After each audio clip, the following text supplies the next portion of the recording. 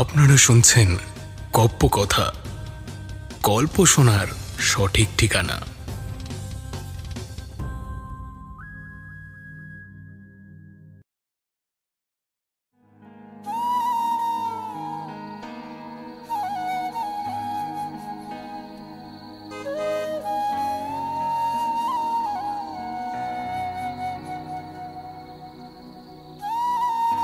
রাত 2:40। অন্ধকারে ঢাকা ব্যস্ত কলকাতা শহর। চারিদিকে পিন পতন নীরবতা। কোলাহল মুক্ত রাস্তায় অল্প সংখ্যক গাড়ি চলছে আপন গতিতে, যার যার গন্তব্যের উদ্দেশ্যে। ল্যাম্পপোস্টের নিচে দাঁড়ানো কুকুর ডাকছে করুণ সুরে। আপন মানুষকে হারানোর যন্ত্রণা যেন কাতর করে তুলেছে।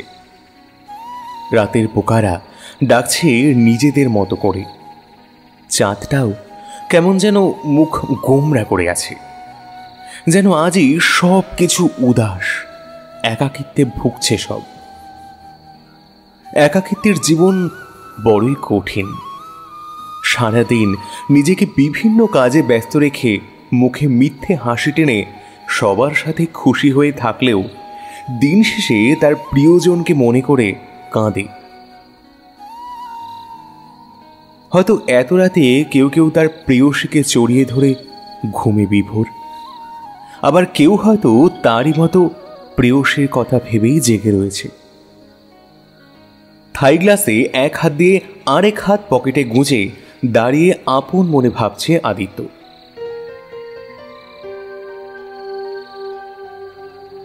হারিয়ে গেল তার প্রেয়সী। কত খুঁজেছে সে, কিন্তু পায়নি। অভিমানে যোগাযোগ বন্ধ করে দিয়েছে তার সাথে প্রায় 2 বছর। কত চেষ্টা করেছে একবার তার সাথে যোগাযোগ করতে। তার ঘুম ঘুম কণ্ঠ শুনতে প্রেমিক পুরুষটির মন ব্যাকুল হয়ে উঠেছে। মুগ্ধকর হাসি ভরা সেই মুখটি দেখার জন্য তৃষ্ণাতুর কাকের মতো হাহাকার করেছে মন। পড়েছে তার হৃদয় প্রেয়সীকে না দেখার যন্ত্রণায়। কত নির্ঘুম রাত কাটিয়েছে। একাকিত্বের সঙ্গী হিসেবে সায় দিয়েছে নিকোটিন। কানাডা থেকে কলকাতায় ব্যাক করেছে আজ 2 দিন হলো, কিন্তু বাইরে যাওয়া এখনো হয়ে ওঠেনি তার। তার ঘুম পরীকে যদি দেখতেই না পারে তাহলে বাইরে গিয়ে আর লাভ কি? অবুঝ মন শুধু বারবার বলেছে, ফিরে এসো প্লিজ, নিজের সবটা দিয়ে ভালোবাসবো তোমায়। এই আমিটাকে তোমাতে বিলিয়ে দেব, এই অগোছালো জীবনটা গুছিয়ে দিয়ে যাও। তোমাকে আমার মনের আয়নার প্রতিবিম্বে আটকে রাখবো, যেখানে থাকবে শুধু তোমার আমার অস্তিত্ব, শুধু তোমাতেই আমার বাস।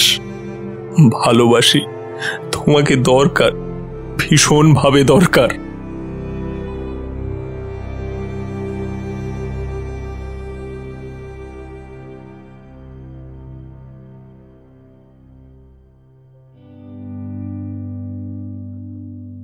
নমস্কার শ্রোতা বন্ধুরা, ট্রিনিটি এবং গপ্প কথা থেকে আমি কুমারজিৎ। সাহিত্য জগতের বিশিষ্ট কিছু গল্পকে নতুন রূপে, নতুনভাবে তোমাদের কাছে উপস্থাপন করার জন্যই আমাদের আজকের নিবেদন গপ্প কথা। বহু প্রতীক্ষিত এক গল্প নিয়ে আমাদের আজকের উপস্থাপনা।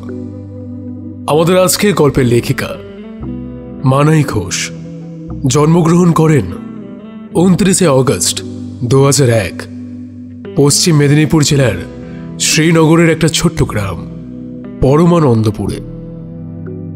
ঘাটাল রবীন্দ্র শতবার্ষিকী মহাবিদ্যালয় থেকে স্নাতক। তারপর 2020 সালের সেপ্টেম্বর মাস, তখন থেকেই শুরু হয় লেখিকার মনে গল্প পড়ার এক অদম্য ইচ্ছা, যে কারণে তিনি প্রথমে আসেন প্রতিলিপির প্ল্যাটফর্মে। সেখানে নানান রকম গল্পের সমাহার তার হাতের সামনে এসে পৌঁছায়। সেগুলি পড়ে ফেলেন এক নিঃশ্বাসে, এবং এই পড়ার ধারাবাহিকতা থেকেই তার মধ্যে জাগে কলম তুলে নেওয়ার সত্তা।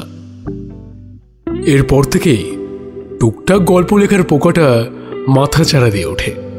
আর সেটাকে প্রশ্রয় দিয়ে লিখেও ফেলেন তার প্রথম গল্প প্রেমের তৃষ্ণা। কালক্রমে লেখিকা পাঠকদের মধ্যে বেশ জনপ্রিয় হয়ে ওঠেন। তার লেখা নানান গল্প পাঠকদের মন জয় করে নিয়েছে এক লহমায়।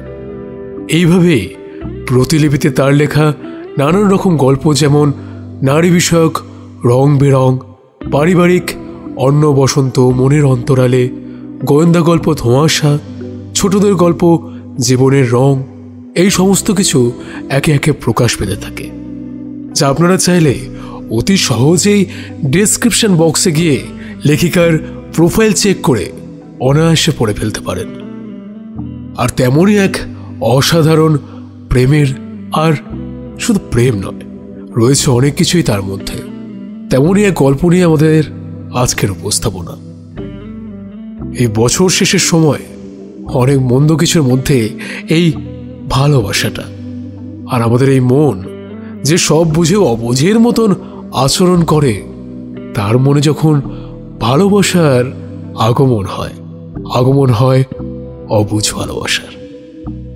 তাই আজকে আর বেশি দেরি না, তাড়াতাড়ি গল্পে আসা যাক। শুরু হচ্ছে মানাই ঘোষের কলমে অবুঝ ভালোবাসা প্রথম পর্ব। শুনতে থাকুন।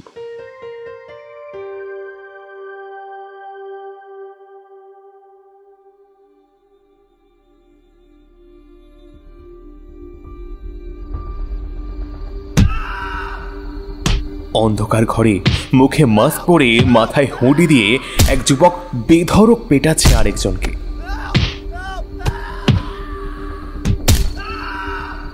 লোকটির আর্তনাদ যেন চার দেওয়ালেই বন্দী। ছেড়ে দে ভাই, মরে যাবে, আফসোসের স্বরে বলল মাস্ক পরিহিত পাশে দাঁড়ানো আর একজন। চোখে মুখে হিংস্রতা বজায় রেখে মেঝেতে শুয়ে থাকা অর্ধমৃত লোকটিকে যুবকটি বলে, সাবধান করেছিলাম তোকে, সাহস কি করে হয় আমাকে মারতে আসার? হ্যাঁ, এইবার নিশ্চিন্তে উপরে যা যা।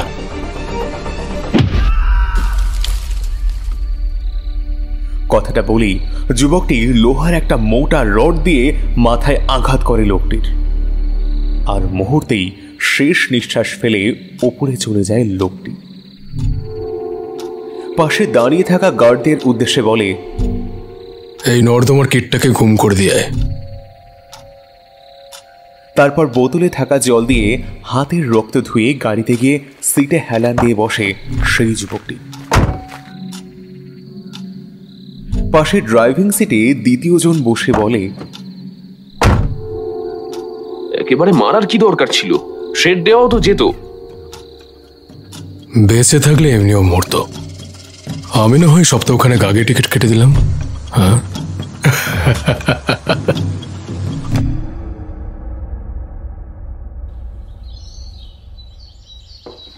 সকাল 8টা। ব্রেকফাস্ট করার জন্য টেবিলে বসে আছেন শ্রীকান্তবাবু আর পাপিয়া। রীনা দেবী ডাইনিং টেবিলে খাবার সাজাচ্ছেন, ওনাকে সাহায্য করছে মালামাসি। বয়স 35-এর ঊর্ধ্বে, নিঃসন্তান। স্বামী মারা যাওয়ার পর থাকার জায়গা হয়নি বাবার বাড়িতে। তিনি এই বাড়িতেই থাকেন প্রায় বছর 10 যাবৎ। রীনা দেবী টেবিলে অমলেটের পেটটা রেখেই পাপিয়ার উদ্দেশ্যে বলে, পাপু, যা তো বাবা আদিকে ডেকে নিয়ে আয়। উফ, দা ভাইকে ডাকার জন্য কি তুমি আমাকেই পাও? আমি পারবো না ডাকতে। কালকে ডেকেছিলাম বলে যা জোরে রামধমক দিয়েছিল তোমার ছেলে। বাবা গো, আমি নেই, তুমি ডাকো। কারোর ডাকার দরকার নেই।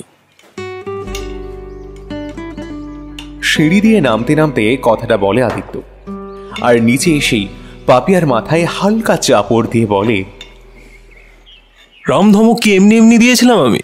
বেয়াদবি করেছিস বলেই ধমকটা তোর প্রাপ্য ছিল। ইডিয়েট একটা। কি বেয়াদবি করেছি আমি দা ভাই? তোমাকে প্রথমে ভালো করেই ডেকেছিলাম, কিন্তু তুমি যে কানাডা গিয়ে কালা হয়ে গেছো সেটা কি আমি জানতাম? তাই তো শেষে একটু জোরে ডাক দিয়েছিলাম। বলেই দাঁত বের করে একগাল হাসলো পাপিয়া। আহ, থামবি তোরা? খাওয়ার সময়ও ঝগড়া করিস। পাপু, ছেলেটাকে শান্তিতে খেতে দে তো, বেশি কথা বলিস না। এক রাশ বিরক্তি নিয়ে কথাটা বললেন রীনা দেবী। যা বাবা, আমি তোমার ছেলেকে কখন বিরক্ত করলাম? বাবু চুপচাপ খাও, খাবার সময় অযথা কথা আমার একেবারে পছন্দ না। খেতে খেতে বললেন শ্রীকান্তবাবু। তাই সবাই চুপচাপ নিজেদের খাবার খাওয়ায় মনোযোগ দিল। কিছু সময় বাদে মুখ খুললেন শ্রীকান্তবাবু। আদি, অফিসে জয়েন করছো কবে থেকে তুমি? কলকাতায় এসেছি আজ তো 3 দিন হলো, ভাবছি কাল থেকেই জয়েন করব। তুমি আমাকে সবটা বুঝিয়ে দিও। বেশ স্বাভাবিকভাবেই উত্তর দিল আদিত্য। ঠিক আছে, তাহলে আমি আজই অফিসে সবাইকে জানিয়ে দেব।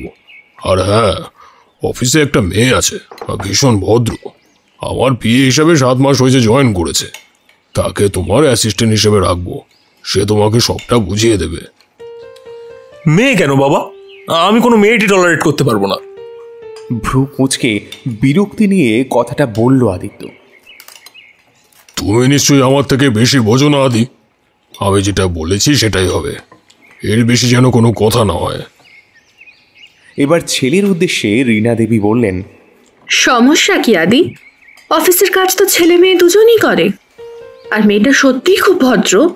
মিশুকে একদিন বাড়িতে এসেছিল তো, আমার তো বেশ পছন্দ হয়েছে।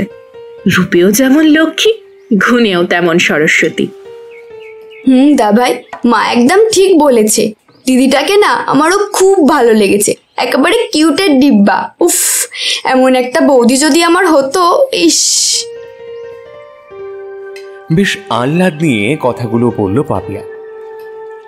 সমস্যা কি তোমাদের? এমনভাবে বলছো যেন অ্যাসিস্ট্যান্ট না, আমার জন্য দেখা কোনো পাত্রী। ডিসকাস্টিং। দাঁতে দাঁত চেপে বলল আদিত্য। প্রতি উত্তরে কেউ কিছু না বলে শুধু একটু মুচকি হাসল সবাই, যার নজর এড়ায়নি আদিত্যর।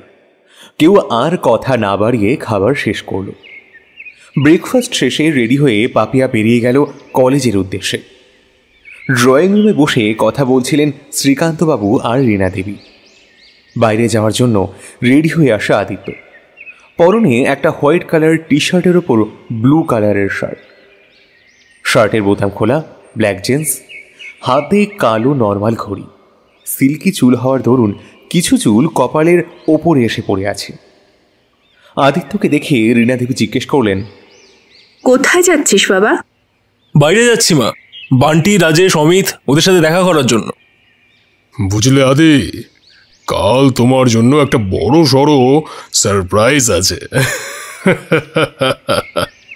বেশ উচ্ছ্বাস নিয়ে বললেন শ্রীকান্তবাবু। এদিকে বাবার কথা শুনে ভ্রু কুঁচকে প্রশ্নসূচক দৃষ্টিতে তাকালো আদিত্য। ছেলের রিয়াকশন দেখে জোরে হেসে ফেললেন শ্রীকান্তবাবু। সারপ্রাইজটা কি সেটা যদি বলেই দিই তাহলে তো আর সারপ্রাইজ থাকবে না, বলো? যাও যাও, তোমার বন্ধুরা বোধহয় অপেক্ষা করছে। বলেই মুচকি হাসলেন রীনা দেবী। আদিত্য প্রতি উত্তরে আর কিছু না বলে বাড়ি থেকে বেরিয়ে গেল। মনে মনে শখানেক বিরক্ত হলো বাবা মার উপর। দেশে আসার পর থেকে সবাই যেন কেমন ব্যবহার করছে। সবাই ওকে দেখে মুচকি হাসছে। এবার যেন নিজেকেই কেমন সার্কাস লাগছে ওর। দেশে আসাই ভুল হয়েছে। এসব ভাবতে ভাবতে গ্যারেজে গিয়ে নিজের বাইকটা বের করলো আদিত্য।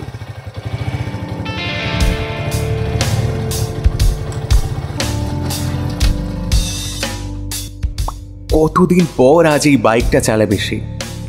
কত অনুভূতি জড়িয়ে আছে এই বাইকটার সাথে। এর মাধ্যমেই তো প্রেয়সীকে সে পেয়েছিল, তাই হয়তো এই বাইকটা এতটাই প্রিয় তার। এই তো পেছনের সিটটার মধ্যেই তার প্রেয়সী তাকে জড়িয়ে ধরে বসেছিল। ভেবেই মুচকি হেসে বাইক স্টার্ট দিল আদিত্য। উদ্দেশ্য চিরচেনা সেই কৃষ্ণতলা।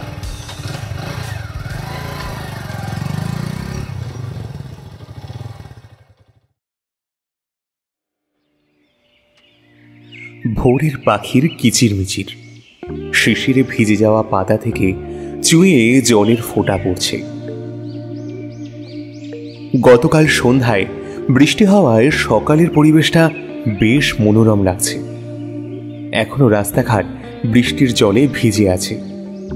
ঘুম থেকে উঠেই আড়মোড়া ভেঙে গায়ে একটা পাতলা শাল জড়িয়ে বারান্দায় গিয়ে দাঁড়ালো ঈশানী। সাধারণত ভোরে ঘুম থেকে ওঠা তার নিত্যদিনের অভ্যেস। ভোরের আলো ফোটার মুহূর্তটা তাকে মুগ্ধ করে। মন ভালো করার এক মহা ওষুধ ঈশানীর কাছে। বারান্দায় থাকা ফুল গাছে আলতোভাবে হাত বুলিয়ে দিচ্ছে সে, যেন তার হাতের ছোঁয়া পেলেই সকাল শুরু হয় তাদের। বারান্দায় দাঁড়িয়ে দীর্ঘ সময় পার করার পর রুম থেকে বের হয়ে রান্নাঘরে গেল ঈশানী। উদ্দেশ্য চা বানানো। এক কাপ চা না হলে এই শুভ্র সকালটা কিভাবে শুরু হবে? অন্তত তার মতো চাকরের জন্য তো কখনোই সম্ভব নয়। ঈশানী পাল, অনার্স 3য় বর্ষের ছাত্রী। মা মুনমুন পাল, ভাই কৃষ্ণেন্দু পাল, অনার্স 2nd ইয়ারে পড়ে। ঈশানী আর কৃষ্ণেন্দু যমজ ভাই বোন।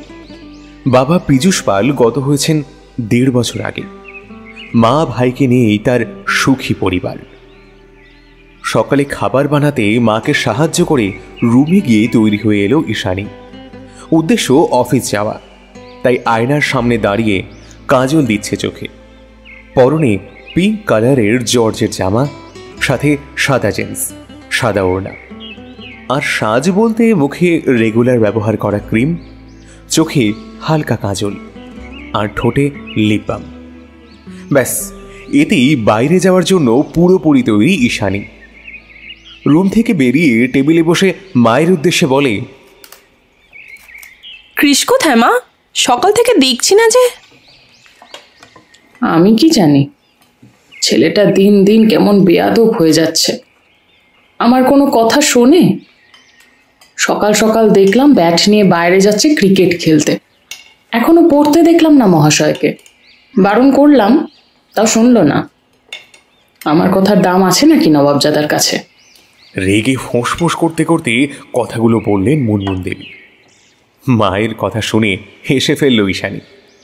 এক টুকরো পরোটা ছিঁড়ে মুখে দিয়ে মায়ের উদ্দেশ্যে বলল, মা তুমি এত চিন্তা করো কেন বলো তো? কৃষ কি এখনো ছোট? ও নিজের খেয়াল নিজেই রাখতে পারে। ভাই খেলতে গেছে তো একটু খেলতে দাও। পরীক্ষা এখনো অনেক দেরি আছে, এত চিন্তা করো না তো তুমি। মেয়ের কথা শুনে আর কিছু বললেন না মুনমুন দেবী। কিভাবে বোঝাবে মায়ের মন? ছেলে মেয়ের জন্য চিন্তা তো হবেই। মা আমার খাওয়া শেষ, আমি বের হচ্ছি। চেয়ার ছেড়ে উঠতে উঠতে বলল ঈশানী, তোর অফিস তো 9টায়, বাড়ি থেকে বের হোস 8:30টায়। তা আজ এত তাড়াতাড়ি যাবি যে? আসলে মা একবার লাইব্রেরিতে যাব, কিছু কেনার আছে। আচ্ছা, তাহলে সাবধানে যা। মাকে বিদায় দিয়ে বাড়ি থেকে বের হয়ে ঈশানী রাস্তার পাশের বাস স্ট্যান্ডে গিয়ে দাঁড়ালো। প্রথমে লাইব্রেরিতে যাবে, তারপর অফিসে। ঈশানীর বাড়ি থেকে অফিসের দূরত্ব প্রায় 20-30 মিনিট। হাতে থাকা ঘড়িতে একবার সময় দেখে বাসে উঠে পড়ল। কোলাহলপূর্ণ শহর, অলিতে গলিতে মানুষের ভিড়, যে যার উদ্দেশ্যে নিজেদের গতিতে চলছে রাস্তায়। কৃষ্ণচূড়ার ফুলগুলো আপন মনে ঝরে পড়ছে নিচে। বড় কৃষ্ণচূড়া গাছটির নিচে কাঠের বেঞ্চে বসে কয়েকজন যুবক অপেক্ষা করছে তাদের প্রাণ প্রিয় বন্ধুর জন্য। কারোর আর তর সইছে না যে সে কখন আসবে, তাদের প্রাণের জিগার। অবশেষে বিরক্তি নিয়ে বলল আমি, কি রে শালা, আর কতক্ষণ অপেক্ষা করতে হবে? আরে আসবে তো, একটু ওয়েট কর না ভাই। প্রতি উত্তরে বলল বান্টি, ওর জন্য 1.5 বছর ধরে ওয়েট করতে করতে আমরা শহীদ হয়ে যাচ্ছি, দেখছিস না? বিরক্তি নিয়ে বলল রাজেশ। হঠাৎ বাইকের ব্রেক কষে নামলো আদিত্য। মাথা থেকে হেলমেট নামিয়ে এগিয়ে গিয়ে বেঞ্চে বসে পড়ল। Hey guys, what's up? প্রতি উত্তরে তিনজনই ভ্রু কুঁচকে তাকালো আদিত্যর দিকে। তাই কিছুটা ইতস্তত বোধ করেই আদিত্য বলল, আরে ইয়ার, এমন ভাবে তাকিয়ে আছিস যেন আমি ডাকাতি করে এসেছি। জাস্ট একটুই তো লেট হয়েছে, এর বেশি কিছু তো হয়নি। তাই এইভাবে তাকানোর কিছু নেই, অন্যদিকে তাকা। এটা তোর একটুখানি লেট, পাক্কা 1 ঘন্টা 12 মিনিট পরে এসেছেন, আবার বলে নাকি একটুখানি লেট। কথাটা শেষ হতেই অমিত বলে উঠল, আরে ভাই, তোমার বাড়ি থেকে এখানে আসতে মাত্র 40 মিনিট সময় লাগে, বাকি 32 মিনিট তুমি কোথায় ছিলে? সত্যি কথা বলো, আমি কিন্তু কাউকে বলবো না। বলে ভ্রু নাচিয়ে দাঁত বের করে হাসলো অমিত। গাঁজা খেতে গেছিলাম, তুই খাবি? দিয়ে একটু। স্বাভাবিক গলায় বলল আদিত্য। আদিত্য স্বাভাবিক তো ঠিকঠাক হজম হলো না অমিতের। ভ্রু কিঞ্চিত বাঁকা করে বেঞ্চে পিঠ ঠেকিয়ে বসলো অমিত। এতদিন পর দেখা হওয়ায় সবাই খুবই আনন্দিত। কথার মাঝেই চোখ ছোট ছোট করে আদিত্যর দিকে তাকিয়ে রাজেশ বলল, কি রে ভাই, তুই তো দেখছি দিন দিন ফর্সা হয়ে যাচ্ছিস। সত্যি করে বলতো, এই রূপের রহস্যটা কি? মেয়েদের মতো কি মাখছিস মুখে? আমাকেও বল, ক্রিম মেখে ফর্সা হয়ে মেয়ে পটাই। এই চোখ সরা, তোর নজর ভালো না। আমার মতো একজন হ্যান্ডসাম ছেলে দেখে তোর হিংসা হচ্ছে বুঝি? সত্যি করে বল। বেশ ভাব নিয়ে বলল আদিত্য।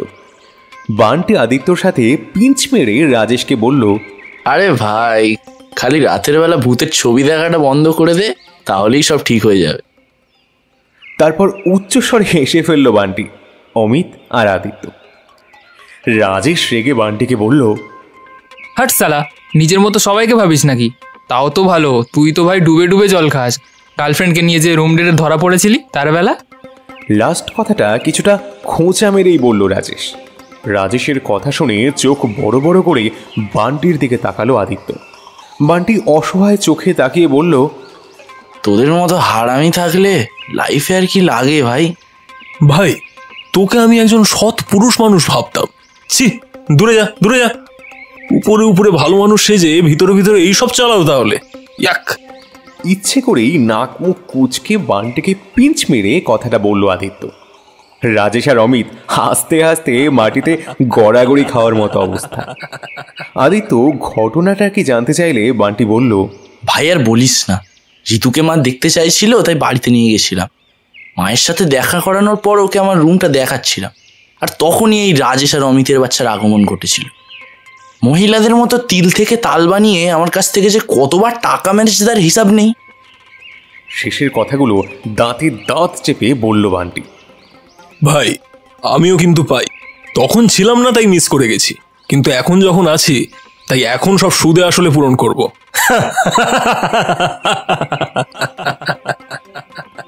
তোরা সব হারামি, কষ্ট করে টাকা রোজগার করি আমি, আর তোরা সব মারিস।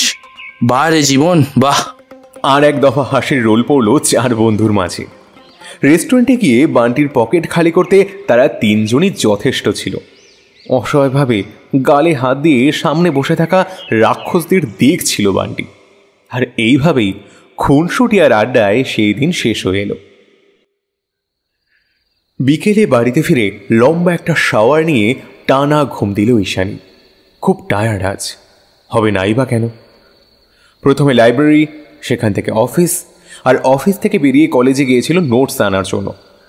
মুনমুন দেবী খাবার খাওয়ার জন্য অনেকবার ডাকাডাকি করেছিলেন, কিন্তু ঈশানী ওঠেনি। এত ঘুম ঈশানীর যে মায়ের ডাক কান পর্যন্ত পৌঁছয়নি। হয়তো এত ঘুমের কারণেই কেউ একজন তাকে ঘুম কাতুরে ঘুম কুমারী বলে ডাকত।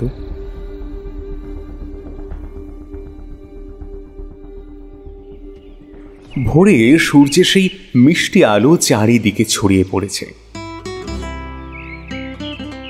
পাখিরা ডানা মেলে নিজেদের মতোই মিষ্টি সুরে গান গাইছে। ইতিমধ্যেই অনেক মানুষ বাড়ি থেকে বের হয়ে গেছে যে যার কাজের উদ্দেশ্যে।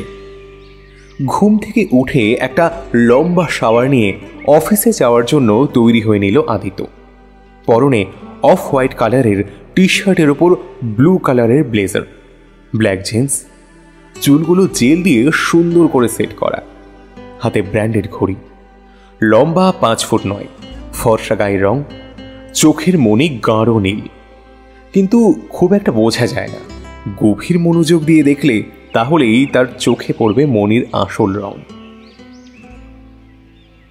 আয়নার সামনে দাঁড়িয়ে নিজেকে ভালো করে দেখে আদিত্য। তারপর টেবিলের ড্রয়ার থেকে মানি ব্যাগটা হাতে নিল। তার থেকে বের করলো ছোট্ট একটা পাসপোর্ট সাইজের ছবি। ছবিতে ভেসে উঠেছে হাস্য উজ্জ্বল একটা মেয়ে। কালো একটা জামা পরে মাঠের এক পাশে ফ্রেন্ডদের সঙ্গে কথা বলতে বলতে হাসছিল মেয়েটি। হাস্যোজ্জ্বল চেহারায় তাকে খুবই সুন্দর লাগছিল। কাজল টানা চোখে যেন মায়াবিনী। ঠিক সেই মুহূর্তে তাকে ক্যামেরা বন্দি করে এক প্রেমিক পুরুষ, আর সেই থেকেই ছবিটি তার ওয়ালেটে জায়গা করে নিয়েছে। আজ থেকে প্রায় 3 বছর আগের ছবি। মুচকি হেসে ছবিটা এক পলক দেখে আবার সেটাকে আগের মতো নিজের জায়গাতে রেখে দেয়। তারপর প্রয়োজনীয় জিনিস নিয়ে রুম থেকে বের হয়ে ডাইনিং টেবিলে গিয়ে বসলো আদিত্য। বাবা, অফিসেই তো যাচ্ছ দাভাই, মেয়ে দেখতে তো না। এত সাজার কি আছে? আমি মেয়ে হয়েও তো এত সাজি না। পাপিয়ার কথা শুনে ভ্রু কিঞ্চিৎ বাঁকা করে তাকালো আদিত্য। তুই এমনিতেই পেতনি, তার উপর আবার সাজলে আরো কালো পেতনির মতো লাগে। তাই না সে যে হাবলার মতো থাকিস। আমি যেহেতু সুন্দর তাই একটু সাজতেই পারি, ইটস নর্মাল। বেশ ভাব নিয়ে বলল আদিত্য। হ্যাঁ, যেই না চেহারা, নাম রেখেছে পেয়ারা। ভেঙচি দিয়ে বলল পাপিয়া। ভাই বোনের এমন ঝগড়া বেশ উপভোগ করছেন রীনা দেবী। কতদিন পর ছেলেটা ফিরে এসেছে, ঠিক আগের মতোই ব্যবহার করছে। ভাবতেই একটা চাপা দীর্ঘশ্বাস ফেললেন তিনি। আদি, আমি অফিসে সবাইকে বলে দিয়েছি তোমার কথা। আহান আছে, সে তোমাকে সবটা বুঝিয়ে দেবে। আর তোমার সাথে তোমার অ্যাসিস্ট্যান্ট তো আছেই। আশা করি তুমি সব সামনে নিতে পারবে। খাওয়া থামিয়ে আদিত্যর দিকে তাকিয়ে কথাগুলো বললেন শ্রীকান্তবাবু। আদিত্য বাবার কথা মনোযোগ দিয়ে শুনে আশ্বাস দিয়ে বলল, তুমি চিন্তা করো না বাবা, আমি সব সামলে নেব, ভরসা রাখতে পারো। তোমার উপর আমার সম্পূর্ণ আস্থা আছে। কানাডা গিয়ে তুমি যেভাবে আমার এই ব্যবসাটাকে সামলেছ, আই এম জাস্ট ইমপ্রেসড। প্রতি উত্তরে আদিত্য কিছুই বলল না, শুধু একটু মৃদু হাসল। খাওয়া দাওয়া শেষ করে গ্যারেজ থেকে গাড়ি নিয়ে ড্রাইভিং সিটে বসে অফিসের উদ্দেশ্যে গাড়ি স্টার্ট দিল আদিত্য।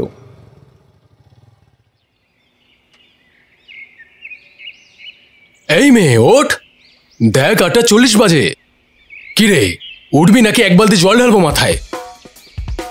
ঈশানীকে ঘুম থেকে তোলার জন্য জোরে জোরে ডাকতে লাগলো কৃষ্ণেন্দু।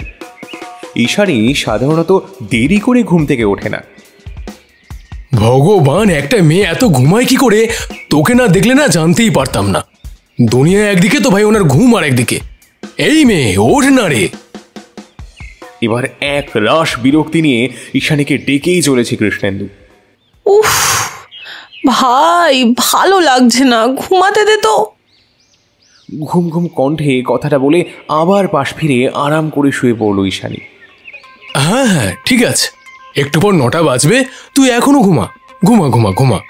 কৃষ্ণেন্দুর কথাটা কানে যেতেই এক লাফ দিয়ে বিছানা থেকে নামলো ঈশানী। কি 9টা বাজে? আমাকে আরো আগে ডাকিসনি কেন? এই, তোকে 1 ঘন্টা যাবৎ ডাকতে ডাকতে আমার গলা ব্যথা হয়ে গেছে, আর উনি এখন বলতে এসেছেন যে আমি নাকি আরো আগে থেকে কেন ওকে ডাকিনি। না মানে তুই তো কানে কালা, তাহলে শুনবি কি করে? যা তাড়াতাড়ি ফ্রেশ হয়ে ব্রেকফাস্ট করতে আয়, তোর জন্য বসে আছি আমি। বিরক্তি নিয়ে বিছানার এক পাশে বসে বলল কৃষ্ণেন্দু। ইস, আজই অফিসে নতুন স্যার আসবে আর আজই আমার লেট হতে হলো। দূর, ভাল লাগে না। তুই খেয়ে নিতে পারতিস, আমার জন্য কেন শুধু শুধু অপেক্ষা করতে গেলি?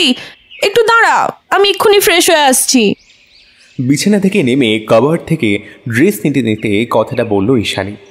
ড্রেস নিয়ে দেরি না করে তাড়াতাড়ি ওয়াশরুমে গিয়ে চটজলদি তৈরি হয়ে ব্যাগ নিয়ে বের হলো। তারপর একসাথে ব্রেকফাস্ট করেই বের হলো দুজন, ঈশানী অফিস আর কৃষ্ণেন্দু কলেজের উদ্দেশ্যে। এসডি কোম্পানি গেট দিয়ে আদিত্যর গাড়ি ঢুকলো। গাড়ি থেকে নেমে একবার ওপরে তাকিয়ে বড় বড় করে লেখা এসডি কোম্পানি নামটা দেখে নিল আদিত্য। অফিসের ভেতরে ঢোকা মাত্রই আহান একটা ফুলের বুকে দিয়ে ওয়েলকাম জানালো আদিত্যকে। তারপর এক এক করে অফিসের সমস্ত স্টাফেরা ওয়েলকাম জানালো তাকে। সবাই আদিত্যকে এডি বলে সম্বোধন করছে। অফিসের সবার সাথে আদিত্যর পরিচয় করিয়ে তারপর নির্দিষ্ট কেবিনে আদিত্যকে নিয়ে গেল আহান। কেবিনে বসে কিছু ফাইল ঘাটাঘাটি করছে আর আহানকে বিভিন্ন প্রশ্ন করছে আদিত্য। সামনেই আহান দাঁড়িয়ে আছে। হঠাৎ আহানের উদ্দেশ্যে আদিত্য প্রশ্ন করল, সবার সাথেই কথা হলো, কিন্তু এখনো আমার অ্যাসিস্ট্যান্টকে তো দেখলাম না, কোথায় সে? অ্যাকচুয়ালি স্যার, ও এখনো আসেনি। কিছুটা আমতা আমতা করেই বলল আহান। অফিস শুরু হয় 9টায়, আর এখন বাজে 9:20। এত লেট কেন? এটা কি অফিসের রুলসে পড়ে? অফিসের রুলস সম্পর্কে কি এখানে কেউ অবগত নয়? রেগে বেশ গম্ভীর কণ্ঠে বলল আদিত্য। তারপর আবারও গম্ভীর কণ্ঠে বলল, উনি আসলে আমার কেবিনে পাঠিয়ে দেবেন, আপনি এখন আসতে পারেন। আর বেশি কথা না বাড়িয়ে চুপচাপ কেবিন থেকে বেরিয়ে যায় আহান। আহানের বুঝতে আর বাকি নেই যে এই স্যার খুবই গম্ভীর আর রাগী। সাবধানে কাজ করতে হবে, এটা ভেবে সে আগেই সতর্ক হয়ে গেল। ঈশানী অফিসে তাড়াতাড়ি ঢুকে নিজের কেবিনের চেয়ারে বসে টেবিলে মাথা ঠেকিয়ে জোরে জোরে শ্বাস নিচ্ছে। বাস থেকে নেমেই অফিসে এক প্রকার দৌড়ে এসেছে সে। জলের বোতল হাতে নিয়ে ঢকঢক করে অর্ধেক বোতল শেষ করে ফেলল। আর তখনই আহান কেবিনে ঢুকে জানালো যে স্যারের কেবিনে গিয়ে দেখা করে আসতে। ঈশানী ঘড়ির দিকে তাকিয়ে দেখে 9:45 বাজে। তাই আর বিলম্ব না করে স্যারের কেবিনের উদ্দেশ্যে হাঁটা শুরু করল। স্যারের কেবিনে গিয়ে দরজায় নক করে ঈশানী। আদিত্য ভেতরে একটা ফাইল চেক করছিল। দরজায় নক করার আওয়াজ শুনে গম্ভীরভাবে বলল, কাম ইন। অনুমতি পেয়ে কাঁচের দরজা ঠেলে ভেতরে ঢুকতে ঢুকতেই ঈশানী বলল, good morning sir, welcome to our office.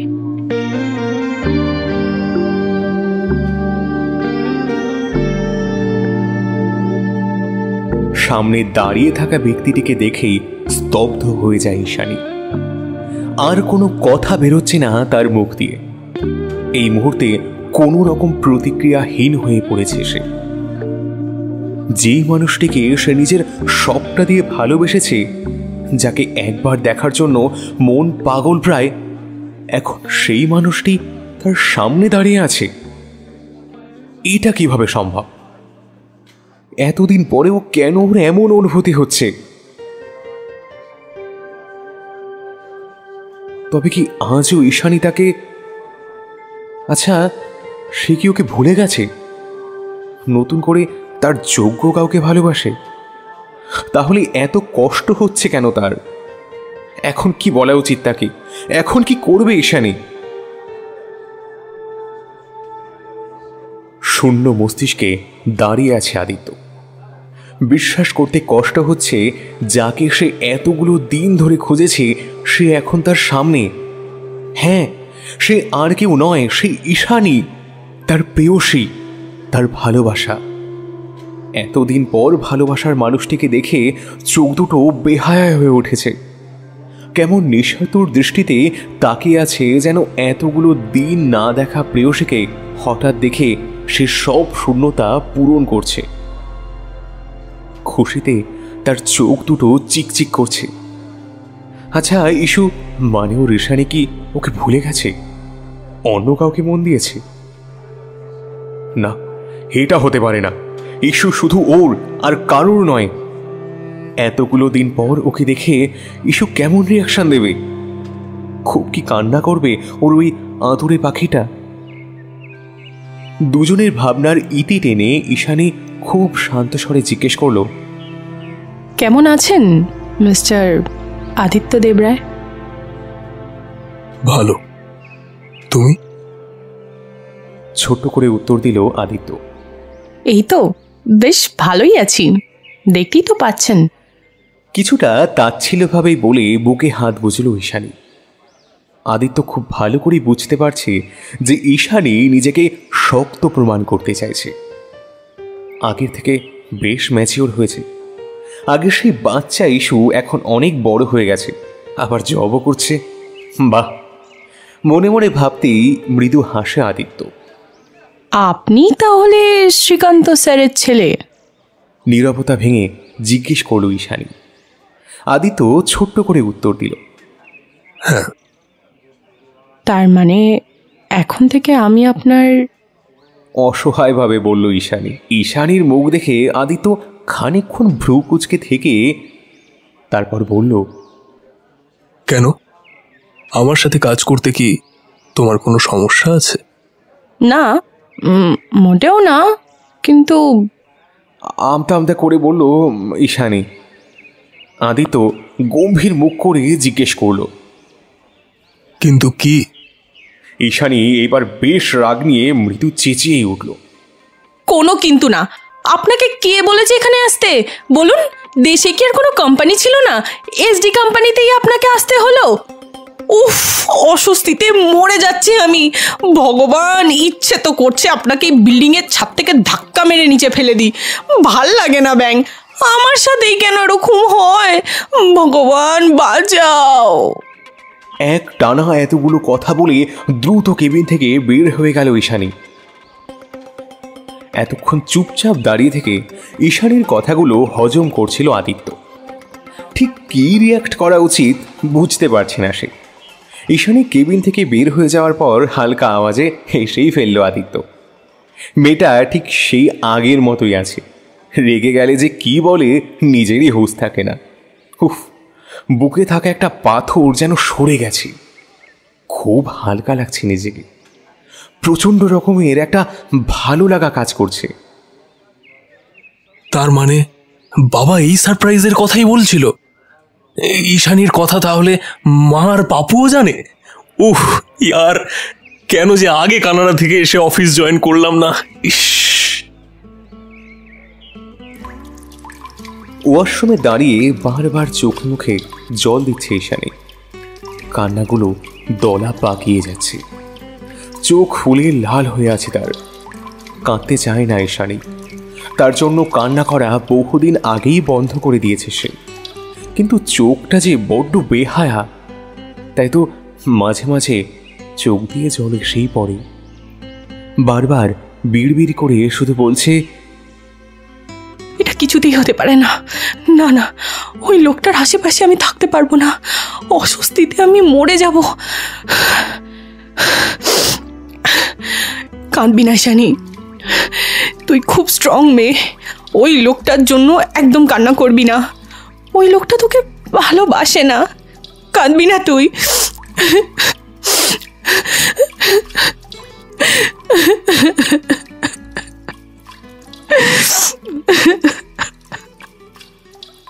বলতে বলতেই আবারও বাঁধ ভাঙা কান্নায় ভেঙে পড়ে ঈশানী। মেঝেতে বসে হাঁটুতে হাত রেখে তাতে মাথা ঠেকিয়ে বসে কাঁদছে ঈশানী। অতীত কেন আবার এলো ওর সামনে? ও তো সবকিছু ভুলতে চেয়েছিল, কিন্তু পারেনি। তবে সময়ের সাথে সাথে নিজেকে মানিয়ে নিয়েছিল। তাহলে কেন আবার এতদিন পর সেই অতীতের শুকিয়ে যাওয়া যন্ত্রণা তাজা করে দিল? কেন কেন কেন? অনেকক্ষণ ধরে কান্না করার কারণে চোখ জ্বলছে এবার ঈশানীর। তাই বসা থেকে উঠে আবার চোখে মুখে ভালো করে জল দিল। তারপর টিস্যু পেপার নিয়ে মুখ মুছে বের হয়ে টেবিলের ওপরে থাকা ব্যাগ নিয়ে রিসেপশনের দায়িত্বে থাকা মেয়েটিকে বলে বেরিয়ে গেল অফিস থেকে। ভালো লাগছে না আপাতত, একটা কোলাহল মুক্ত পরিবেশ দরকার। তারপর বাড়ি ফিরে শান্তির ঘুম। অনেকক্ষণ যাবৎ ঈশানীকে দেখতে না পেয়ে খুব অস্থির লাগছে আদিত্য। ইচ্ছে করছে তাকে সামনে বসে অনন্তকাল ধরে তাকিয়ে থাকতে। তাই আর থাকতে না পেরে কেবিন থেকে বের হলো সে। সোজা রিসেপশনের মেয়েটার দিকে এগিয়ে গিয়ে ঈশানী সম্পর্কে জানতে চাইলে মেয়েটি জানায় যে ঈশানীর শরীর খারাপ লাগায় অফিস থেকে চলে গেছে। ছোট্ট একটা দীর্ঘশ্বাস ফেলে আবার কেবিনের দিকে ফিরে যায় আদিত্য। ও খুব ভালোভাবেই বুঝতে পারছে যে ঈশানী এখনো সামনে আসতে চাইছে না, তাই বাহানা দিয়ে অফিস থেকে চলে গেছে।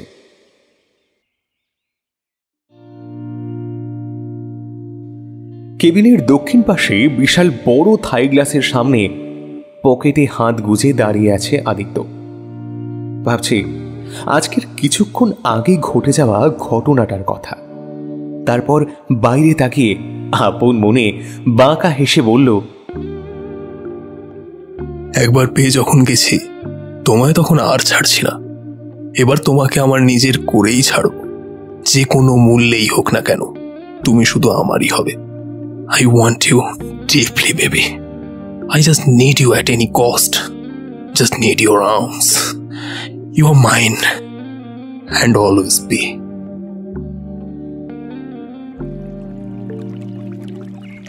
পার্কের পাশে ছোট্ট পুকুরের পাশে একটা নিম গাছ আছে। এখন সেখানে বসে আছে ঈশানী। চোখে মুখে স্পষ্ট রাগের ছাপ।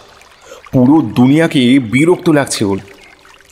পাশে বসে থাকা বাটন ফোন বান্ধবীটাও বিরক্তকর। ঋতু মুখের হাসি যথাসম্ভব আটকে রেখে বলে, কিরে, এক্সের কষ্টে কোন দুনিয়ায় হারিয়ে গেলি? এক রাশ বিরক্তি নিয়ে ঈশানী বলল, চুপ কর তো, তুই কথা বলবি না একদম। তখন থেকে মজা নিচ্ছিস খালি। আরে যাই বল না কেন, ব্যাপারটা কিন্তু চোষ। তোর অবস্থাটা ঠিক এক্স বয়ফ্রেন্ড যখন বস গল্পের মতো। কথাটা বলেই খিলখিল করে হাসতে লাগলো ঋতু।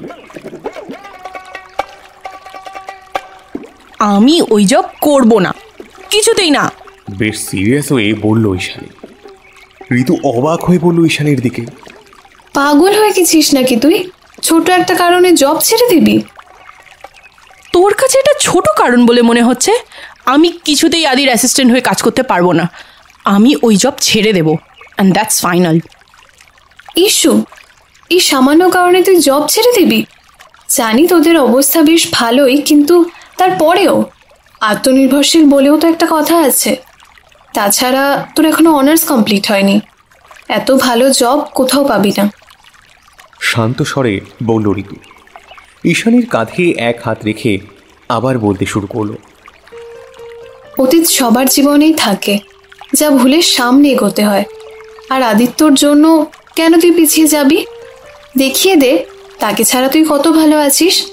তার সামনে দিয়ে ড্যাং ড্যাং করে চলবি। অবশ্য একটা বয়ফ্রেন্ড থাকলে ভালো হতো, প্রেম করে দেখিয়ে দিতে পারতি। শেষের কথাগুলো মজার ছলে বলল ঋতু। সিরিয়াস মুহূর্তে মজা করার অভ্যাসটা তোর আর গেল না, না?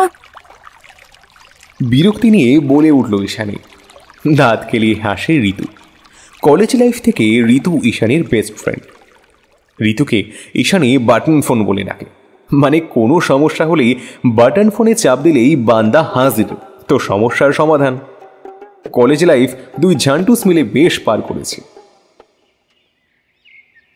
হাতে একটা হকি স্টিক নিয়ে দাঁড়িয়ে আছে আদিত্য। তার সামনেই মাথা নিচু করে জড়োসড়ো হয়ে বসে আছে বান্টি, রাজেশ আর অমিত। জরুরি ভিত্তিতে ডেকে এনে এই যে এইভাবে বাস দেবে তা জানা ছিল না। অসহায় মুখ করে রাজেশ বলে, ভাই তুই আমাদের কেলাবি, তোর বুক কাঁপবে না? আদিত্য ধমক দিয়ে বলে, অপদার্থের দল, ইস্যু বাবার কোম্পানিতে কাজ করে প্রায় 7 মাস ধরে, আর এটা তোরা 3 জনের মধ্যে আমাকে কেউ জানালি না? ভ্রু কুচকে অমিত বলে, আরে বাল, আমরা কি জানতাম নাকি? জানলে তো তোকে আগেই জানাতাম।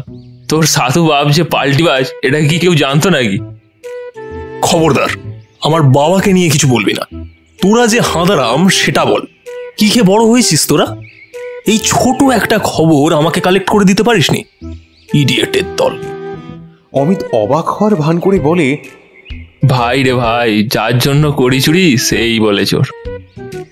রাজেশ আর চোখে বান্টির দিকে তাকিয়ে বলে, এই বান্টির বাবার কোম্পানির সাথে তো তোদের কোম্পানির ডিলারশিপ আছে, তাহলে বান্টি নিশ্চয়ই জানতো, তাই তুই যা করার ওকে কর।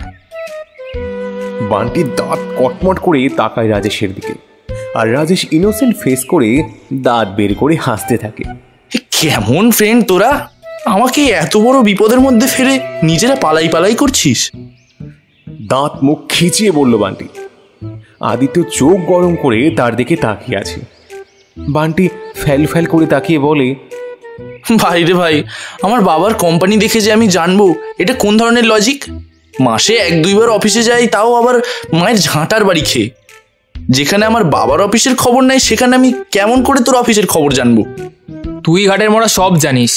ঈশানীর বেস্ট ফ্রেন্ড ঋতুই তো তোর ফিয়ন্সে, আর তুই হবু বর হয়ে তোকে ঋতু কিছু বলেনি? এটা অসম্ভব। শালা পাল্টিবাজ, 1 নম্বরের ধান্দাবাজ। বলেই বান্টির মাথায় চাপড় মারল রাজেশ। আদিত্য কড়া গলায় বলল, বান্টির বাচ্চা হারামি, তুই রাস্তার পাশে 30 মিনিট এক পা তুলে কান ধরে দাঁড়িয়ে থাকবি। ভাই, আমার সম্মানের ফালুদা বানানোর ধান্দায় আছিস নাকি? ভগবানের দিব্যি ভাই, ঋতু আমাকে কিচ্ছু বলেনি। আমার থেকে বেস্ট ফ্রেন্ড আগে তার কাছে। বর ফেলে বেস্ট ফ্রেন্ডের জন্য মরে আমার বউ। শালা কপালটাই ফাটা আমার। বিরক্তির স্বরে বলল বান্টি। রাজেশ আর অমিত দাঁত বের করে হাসা শুরু করে। আদিত্য কিঞ্চিত ভ্রুকুচকে তাকিয়ে সেদিকে বলে, তোরা হাসছিস কেন? আমি কি তোদের ছেড়ে দিয়েছি? অপদার্থের দল, আজ তোদের একদিন কি আমার একদিন। শাস্তির জন্য রেডি হয়ে যা। রাজেশ, অমিত আর বান্টি। মুহূর্তটা এমন যেন 3 জন বেচারা অসহায়ভাবে বসে আছে সিংহের গুহায়।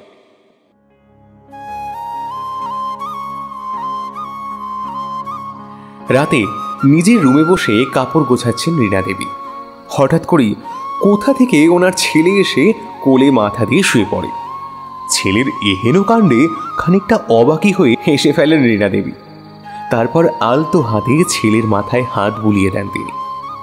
ফ্রেন্ডদের সঙ্গে আড্ডা দিয়ে রাতে বাড়ি ফেরে আদিত্য। লম্বা শাওয়ার নিয়ে শর্ট প্যান্টের সাথে একটা ব্ল্যাক টি শার্ট পরেই মায়ের রুমে দৌড় দেয়। খুশিতে আজ লুঙ্গি ডান্স করতে ইচ্ছা করছে তার। কিরে আদি, আজ এত খুশি খুশি লাগছে কেন তোকে? খুশি হয়ে আদিত্য বলে, উফ মা, এত বড় একটা সারপ্রাইজ পাবো কখনোই ভাবিনি। আমি খুব এক্সাইটেড, খুব খুব হ্যাপি আজকে। ছেলের কথায় মুচকি হাসলেন রীনা দেবী। তোকে তো কত আগে বলেছিলাম যে বাড়িতে এসে অফিসে জয়েন কর, তখন শুনিসনি আমাদের কথা। আরো আগে জয়েন করলে আগেই সারপ্রাইজটা পেতি। ইস্যুর কথা আমাকে বলনি কেন তোমরা? তাহলেই তো আসতাম। জানো মা, ইস্যু না আগের থেকে একটু মোটা হয়েছে। বেশি না, সামান্য একটু। এখন ম্যাচিওর হয়ে গেছে। বাচ্চা বাচ্চা ভাবটা এখন আর নেই। আর কথাবার্তাও কেমন বড়দের মতো করে বলে। ইস, আমার বাচ্চা বউটা বড় হয়ে গেছে, কি মিষ্টি লাগছিল তাকে। আদিত্যর চোখে মুখে মুগ্ধতার ছোঁয়া। রীনা দেবী বেশ ভালোই বুঝতে পেরেছেন যে ঈশানীকে ওনার ছেলে খুব ভালোবাসে। বোঝার কি আর বাকি থাকে? কত পাগলামি করেছে ছেলেটা। ঈশানীকে খোঁজার জন্য পাগল প্রায় হয়ে উঠেছিল। এক প্রকার বাধ্য হয়েই ছেলেকে কানাডায় পাঠায় ওরা।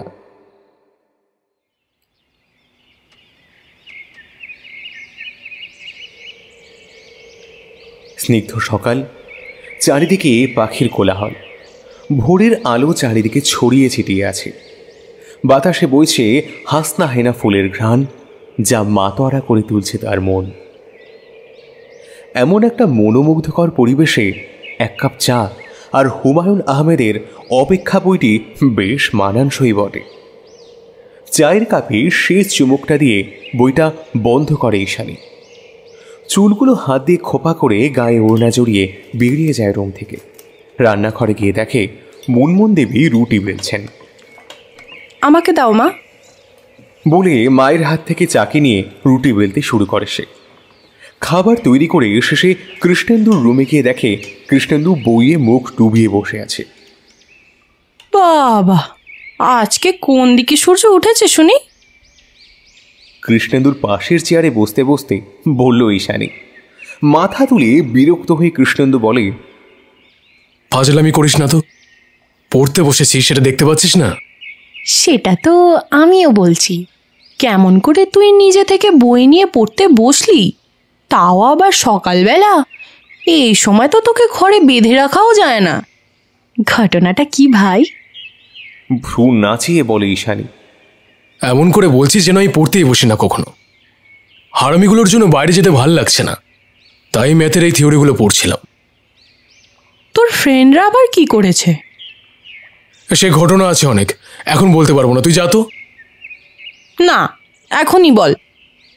আর বলিস না, গতকাল কলেজে ফ্ল্যাশব্যাক। কৃষ্ণেন্দু কলেজে ঢোকার সময় হঠাৎ একটা মেয়ের সাথে ধাক্কা লাগে। কৃষ্ণেন্দু দাঁড়িয়ে থাকলেও মেয়েটা নিচে পড়ে যায়। মেয়েটি, ও ভগবান, আমার কোমর! বলে কোমরে হাত দিয়ে উঠে কৃষ্ণেন্দুর দিকে কটমট করে তাকিয়ে বলে, এই ছেলে চোখ কি হাতে নিয়ে হাঁটেন নাকি যে মেয়ে দেখলেই ধাক্কা দিতে ইচ্ছা করে? হ্যাঁ, আপনার নামে আমি কেস করব, তারপর আপনাকে আমি জেলের ভাত খাওয়াবো। কানা কোথাকার, আমার কোমরের 12টা বাজিয়ে দিলেন। কৃষ্ণেন্দু কিছুটা বিরক্ত হয়ে তাকিয়ে থেকে কিছু না বলেই পাশ কাটিয়ে চলে আসে ক্লাসে। বর্তমানে যাকে বলে একেবারে ছ্যাজরা মেয়ে, ইচ্ছে করছিল না ঠাটিয়ে দুটো থাপ্পড় মারি। ইডিয়ের মেয়ে কোথা করে একটা। ঈশানী হাসতে হাসতে মাটিতে লুটিয়ে পড়ার অবস্থা। তারপর কোনো মতে হাসি থামিয়ে বলে,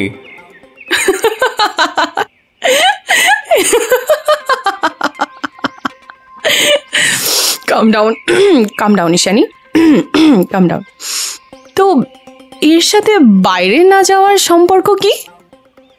আর তারপর থেকে হারামিগুলো ওই মেয়েটাকে নিয়ে বারবার খেপাচ্ছে আমাকে, বলছে একটা মেয়ে তোকে ধুয়ে দিল।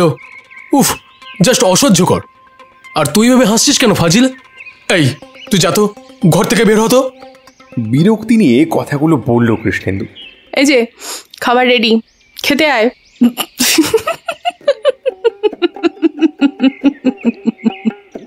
বলে হাসতে হাসতে ঘর থেকে বেরিয়ে এলো ঈশানী। দিদির এই পাগলা হাসি দেখে না চাইতেও নিজেও হেসে ফেলে কৃষ্ণেন্দু। সবার সাথে গম্ভীর থাকলেও দিদির সাথে বেশ ফ্রি। একে অপরের কাছে সব কিছু শেয়ার করে ওরা। প্রাণীর দিদি বলে কথা। সকালে ব্রেকফাস্ট শেষ করে আদিত্য পাপিয়াকে কলেজে নামিয়ে দিয়ে অফিসে চলে এলো। পাপিয়া একটা প্রাইভেট কলেজে পড়ে। এখানে কলেজ আর ভার্সিটি একই সাথে। কলেজের গেটে মলি আর রিচা অপেক্ষা করছিল পাপিয়ার জন্য। পাপিয়া তাদের দিকে এগিয়ে যেতেই মলি বলল, পাপু বেবি, ছেলেটা কে রে? ওফ কি কিউট, ইচ্ছা করছে খেয়ে ফেলি। এই নাম কি রে? আমার দাদা আদিত্য দেবরায়। হ্যাঁ আমি, তোর এত সুন্দর একটা দাদা আছে আর তুই সেটা আমাকে আগে বলিসনি, কুত্তা। রেগে বলল মলি। মলির কথায় বিরক্ত হয়ে পাপিয়া বলল, কেন, দাদা থাকলেই কি মাইকে করে সবাইকে বলতে হবে নাকি? এমন সুন্দর একটা দাদা থাকলে তো বলতেই হবে। ইয়ার বড় ধরনের একটা ক্রাশ খেয়েছি। লজ্জা পাওয়ার ভান করে বলল মলি। চোখ বড় বড় করে মলির দিকে তাকালো পাপিয়া। রিচা বলে উঠল, মলি, গরুও এত ঘাস খায় না যতটা তুই সেকেন্ডে সেকেন্ডে ক্রাশ খাস। ছ্যাঁচড়া মেয়ে। আমার দাদা যদি জানতে পারে না শোনা, তোমার এই সুন্দর সুন্দর গাল দুটো হাত চালিয়ে লাল করে দেবে। আমার দাদার গার্লফ্রেন্ড আছে, তাই ট্রাই নিয়ে লাভ নেই। হাই তুলে বলল পাপিয়া। মলি ঠোঁট উল্টে ক্লাসের উদ্দেশ্যে হাঁটা দেয়। আর পেছনে হাসতে হাসতে পাপিয়া আর রিচাও যায়। ক্যান্টিনে বসে বন্ধুদের সঙ্গে আড্ডা দিচ্ছিল কৃষ্ণেন্দু। হঠাৎ পেছন থেকে, এই কানা হ্যান্ডসাম ছেলে বলে কেউ একজন ডেকে ওঠে। কণ্ঠস্বরটা তার কানে যেতেই ভ্রু কুঁচকে পেছনে তাকায় কৃষ্ণেন্দু। গতকালের সেই মেয়েটিকে দেখে বিরক্তই বোধ করে ও, তাই কিছু না বলে মুখ ফিরিয়ে নেয়। হাই, আমি পাপিয়া দেবরায়, সবাই আমাকে পাপু বলেই ডাকে। কৃষ্ণেন্দুর কাছে এসে দাঁড়িয়ে বলে পাপিয়া। কৃষ্ণেন্দু বিরক্ত হয়ে বলে, তো? পাপিয়া মুখ দিয়ে চ উচ্চারণ করে কৃষ্ণেন্দুর পাশের সিটে বসতে বসতে বলে, কেউ একজন নাম বললে তাকেও নিজের নাম বলতে হয়, জানেন না? আপনাকে আমার নাম কেন বলবো, আর আপনি আমার পাশেই বা বসছেন কেন? পাল্টা প্রশ্ন করে কৃষ্ণেন্দু। পাপিয়া হাসি মুখে বলে, আমি আপনার থেকে ছোট, তাই আমাকে তুমি করেই বলতে পারেন। I don't mind. But I mind. অপরিচিত কাউকে আমি তুমি করে বলি না, আর সেটা যদি মেয়ে হয়। পরিচিত হতে কতক্ষণ? তো মিস্টার, এখন আপনার নামটা তো বলুন। চেয়ারে গায়ে লিয়ে দিয়ে কৃষ্ণেন্দু বলল, বলতে বাধ্য নই, আপনি এখন আসতে পারেন বোন। কৃষ্ণেন্দুর মুখে বোন ডাক শুনে তেলে বেগুনে জ্বলে উঠল পাপিয়া। ধপ করে চেয়ার ছেড়ে উঠে দাঁড়িয়ে ঝাঁঝালো গলায় বলল, বোন? কে বোন? আমি তোর কোন জন্মের বোন হই? নাম জানতে চাইছি বলে কি ভাব মারছিস? থাবড়িয়ে তোর ভাব ছোটাবো। ভালোই ভালোই নাম বল, নয়তো আজকে তোর একদিন কি আমার একদিন। এক নাগারে কথাগুলো বলে বড় বড় শ্বাস নেয় পাপিয়া। হঠাৎ পাপিয়ার এমন আচরণে অবাক হয়ে যায় কৃষ্ণেন্দু। কয়েক সেকেন্ড অবাক চোখে পাপিয়ার দিকে তাকিয়ে থেকে তারপর উঠে দাঁড়িয়ে কড়া গলায় বলে, এই মেয়ে, সমস্যাটা কি তোমার? হ্যাঁ, কোন সাহসে তুই করে কথা বললে? মুখে যা আসছে সেটাই বলছো। মাথায় কি ছিট আছে নাকি তোমার? থাকলে না রাঁচি যাও, শুধু শুধু আমার মাথাটা খেও না। এসব ফালতু পাবলিককে কলেজে ঢুকতে দেয় কে? হ্যাঁ, স্টুপিড গার্ল। কি বললেন? আমি ফালতু পাবলিক? আমি পাগল? তাহলে আপনি কি? আপনি তো একটা আস্ত কানা হনুমান। ডান হাতের তর্জনী আঙ্গুল তুলে বলে পাপিয়া। ক্যান্টিনের বাকিরা আপাতত নীরব দর্শনের ভূমিকা পালন করছে। কি এত মুখ নাড়ছো? হ্যাঁ, তুমি তো একদম শেওড়া গাছের পেদনির মতো। মডার্ন পেদনি যাকে বলে। এই, সামনে থেকে সরো তো, বদমাস মেয়ে কথা করে একটা। বলেই নিজের ব্যাগ নিয়ে ক্যান্টিন থেকে বেরিয়ে চলে এলো কৃষ্ণেন্দু। পাশে দাঁড়িয়ে পাপিয়ার রাগে ফুঁসছে। তাকে শেওড়া গাছের পেতনি বলেছে? কত বড় সাহস!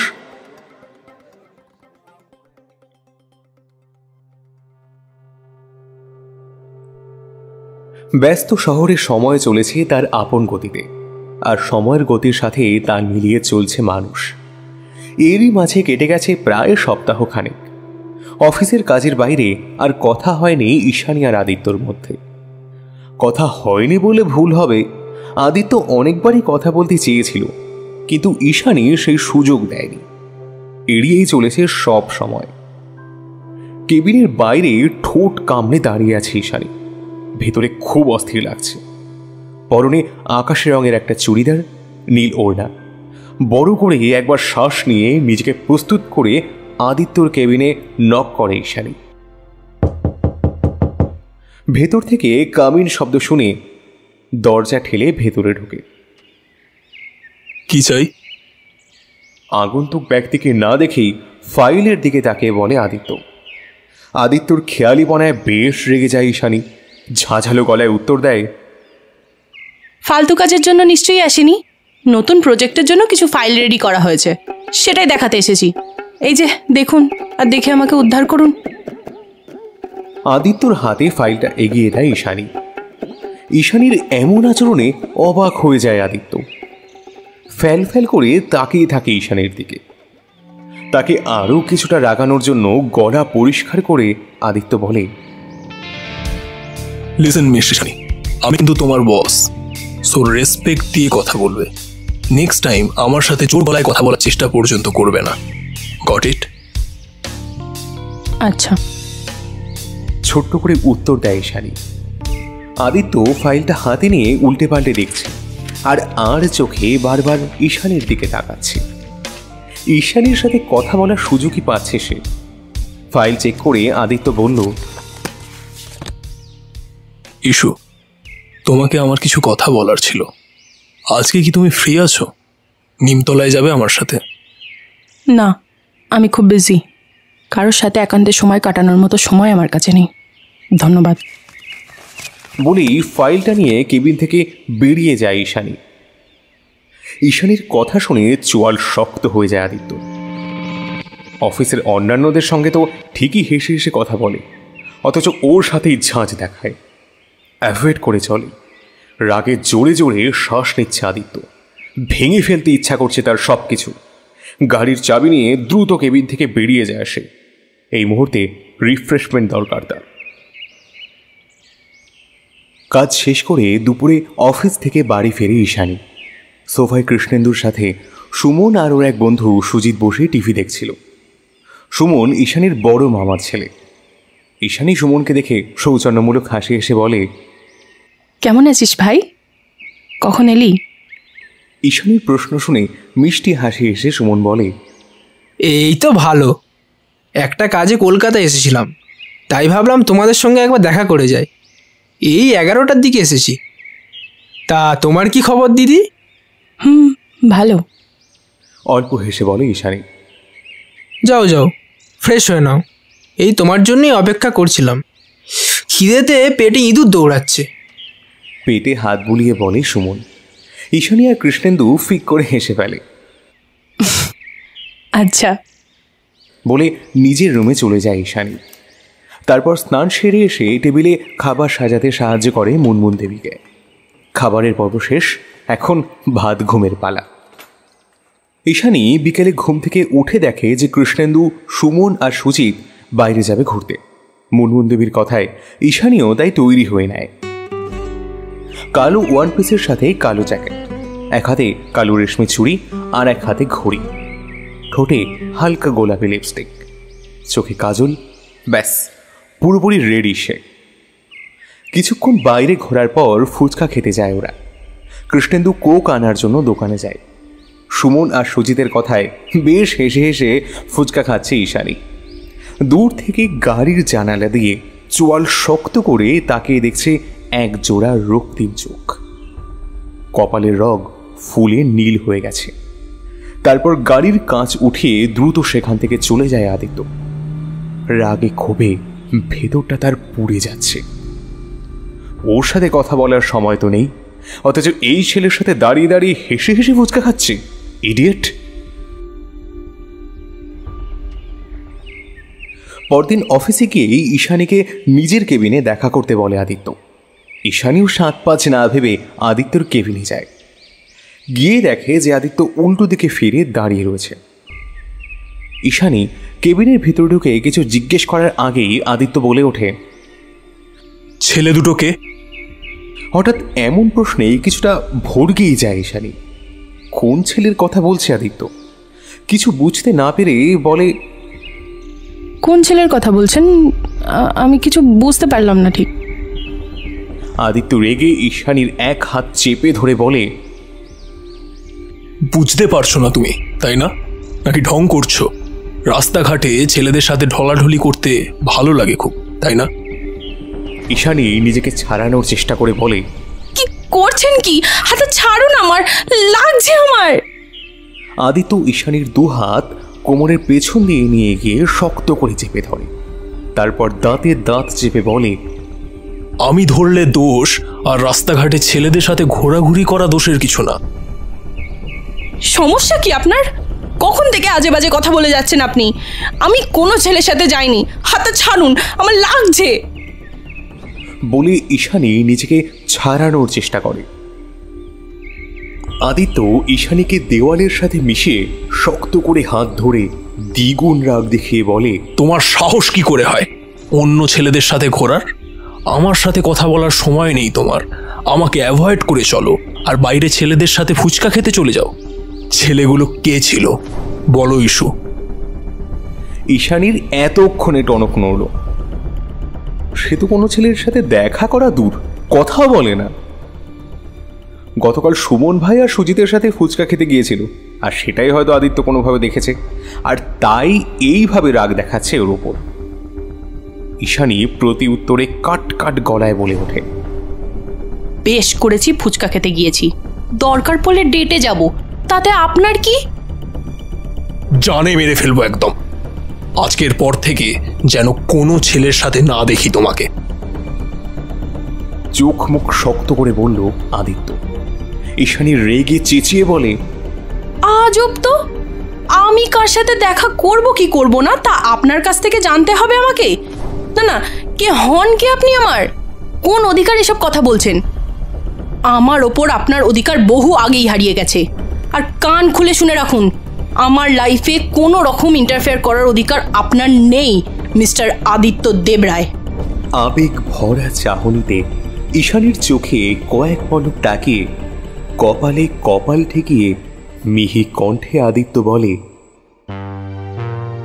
তুমি সহ তোমার সব কিছুর উপর একমাত্র আমার অধিকার থাকবে।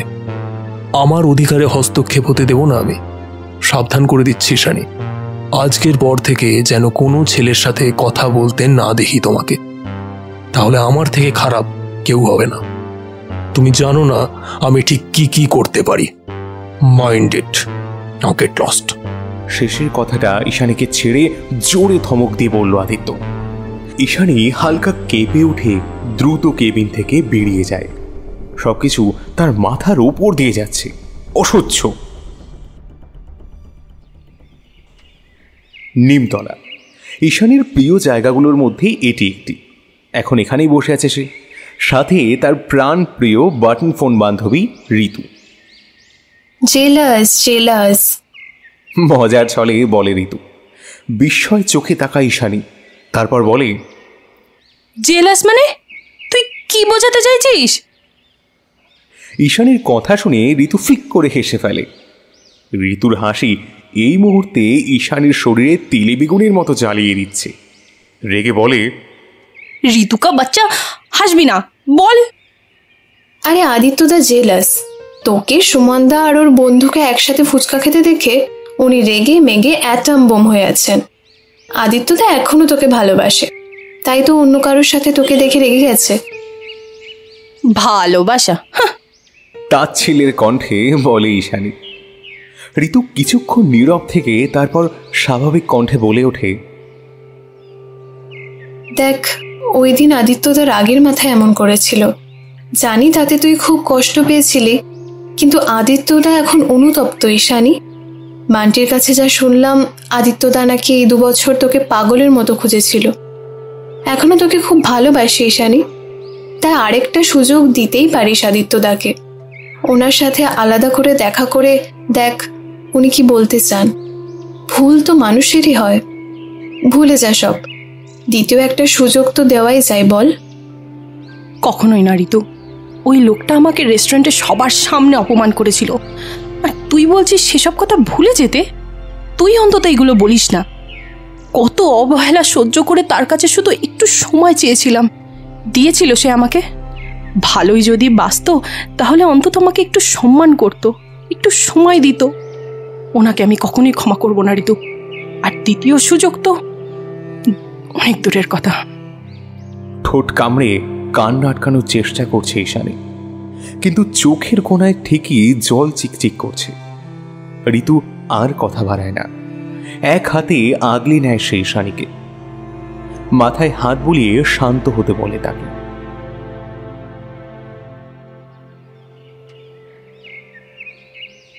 কৃষ্ণতলায় বসে আছে আদিত্য, বান্টি, রাজেশ আর অমিত। না মানে তোর কি মনে হয় 2 বছর কি ঈশানী তোর জন্য বসে থাকবে?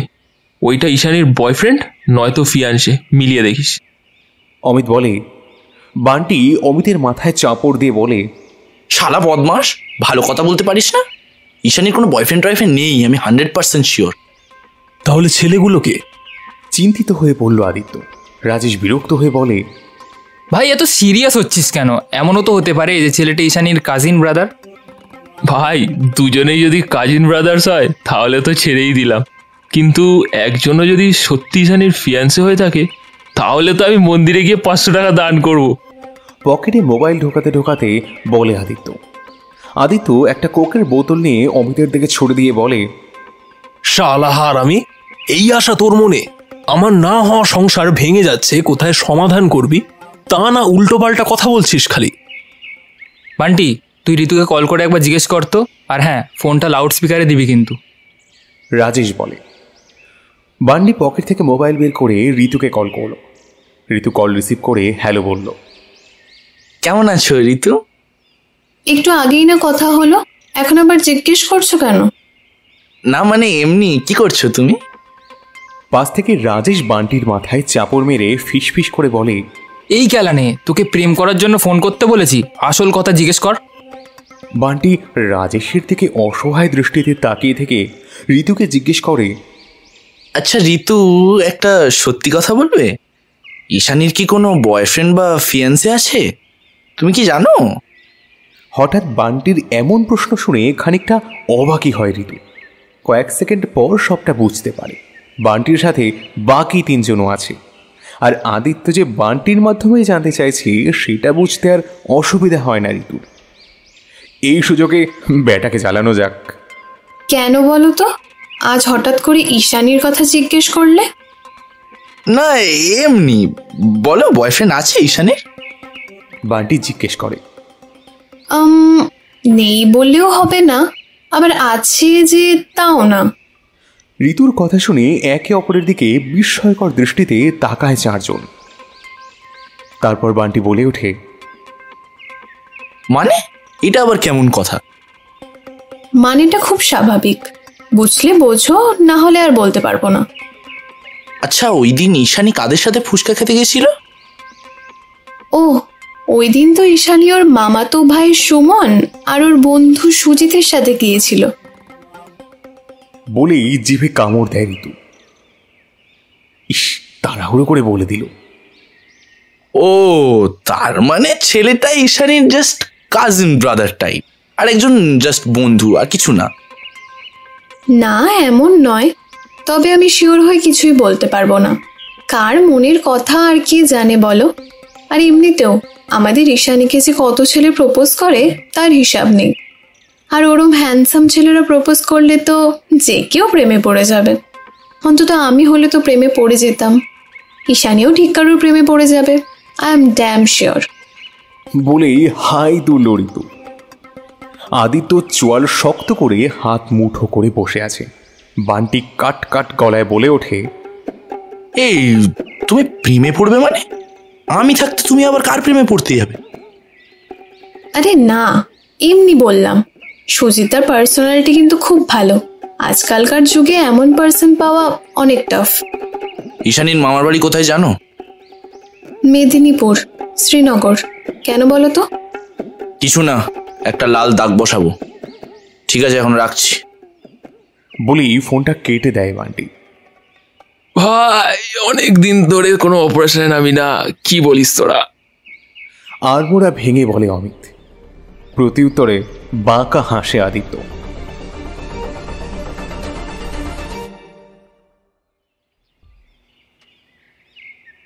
লাইব্রেরিতে বুকশেলফের দিকে তাকিয়েই বই খুঁজছে কৃষ্ণেন্দু। হঠাৎ পেছন থেকে মিস্টার হাল্লুক ডাকটা কর্ণগোচর হলো তার। পেছনে ঘাড় ঘুরিয়ে দেখে যে পাপিয়া দাঁড়িয়ে আছে, চুলগুলো বেনি করা, চোখে চশমা, গায়ে সাদা কলেজ ড্রেসে দারুণ লাগছে তাকে। কিছু সময়ের জন্য থমকে যায় কৃষ্ণেন্দু। তারপর নিজের অবস্থা দেখে নিজেকেই কয়েক দফা গালি দিয়ে ফের বই খোঁজায় মনোযোগ দেয়। কৃষ্ণেন্দুর এমন খাপছাড়া ভাবে খানিকটা অপমানিত বোধ করে পাপিয়া। ফ্যাল ফ্যাল করে তাকিয়ে থেকে বলে, আমি আপনাকে ডাক দিলাম কথা বলার জন্য, অথচ আপনি আমাকে না ডাকার ভান করছেন কেন? আমি কোনো হাল্লুক বা ভাল্লুক নয়। হ্যাঁ, আমার একটা নাম আছে নির্দিষ্ট। এসব আলতু ফালতু নামে ডাকলেই কি আমাকে সাড়া দিতে হবে নাকি? আজব পাবলিক একটা। বুকশেলফ থেকে বই নামাতে নামাতে বলে কৃষ্ণেন্দু। পাপিয়ার মুখে হাসির রেখা বড় করে বলে, আপনি তো আবার ভাবওয়ালা লোক, তাই নাম বলেননি। যেহেতু আমি আপনার নাম জানি না, তাই আমি মিস্টার হাল্লুক বলেই ডাকবো। নয়তো হ্যান্ডসাম কানা হনুমান। বলেই উচ্চস্বরে হাসিতে মেতে ওঠে পাপিয়া। কৃষ্ণেন্দু বিরক্ত হয়ে কড়া গলায় বলে, এই মেয়ে, সমস্যা কি তোমার? হ্যাঁ, আমার পিছনে পড়ে আছো কেন? এইসব নামে আমাকে খবরদার ডাকবে না। নাম না বললে ডাকবই। কি করবেন আপনি? ঠায় দাঁড়িয়ে কোমরে হাত দিয়ে বলে পাপিয়া। কৃষ্ণেন্দু কিছু একটা ভেবে আশেপাশে তাকায়। তারপর ঘাড় কাত করে এক পা দু পা করে পাপিয়ার দিকে এগোতে থাকে। কৃষ্ণেন্দুর এমন আচরণে খানিকটা ঘাবড়েই যায় পাপিয়া। ভয়ে পিছিয়ে বুকশেলফের সাথে পিঠ দিয়ে দাঁড়ায়। পেছনের আর জায়গাও নেই। এখন নিজেকেই শখানেক গালি দিচ্ছে সে, কেন এখানে একা একা আসতে গেল। কৃষ্ণেন্দু এক হাত বুকশেলফে রেখে পাপিয়ার দিকে কিছুটা ঝুঁকে দাঁড়ায়। পাপিয়া ভয়ে চোখ মুখ কুঁচকে ফেলে। কৃষ্ণেন্দু গভীর দৃষ্টি দিয়ে পাপিয়াকে পরখ করছে। অসাধারণ মোহনীয় লাগছে পাপিয়াকে। কিছুই হচ্ছে না দেখে পাপিয়া চোখ খুলে কৃষ্ণেন্দুর দিকে ভয়ার্ত দৃষ্টিতে তাকায়। তারপর একটা শুকনো ঢোক গেলে পাপিয়া, অনেক কিছুই হতে পারে যা তোমার এই ছোট্ট মস্তিষ্কে একেবারে ঢুকবে না। তুমি মেয়ে বলে বেঁচে গেছো, ফার্দার আমার সাথে লাগতে আসবে না। এটা শুধুমাত্র ট্রেলার ছিল, পুরো মুভি কিন্তু আমি নিজেই লিখতে পারি।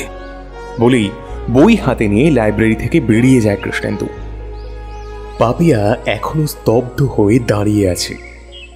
কিছুক্ষণ আগের ঘটনার কথা মনে পড়তেই গালে লাল আভা ভেসে ওঠে। উফ, এ কেমন অনুভূতি!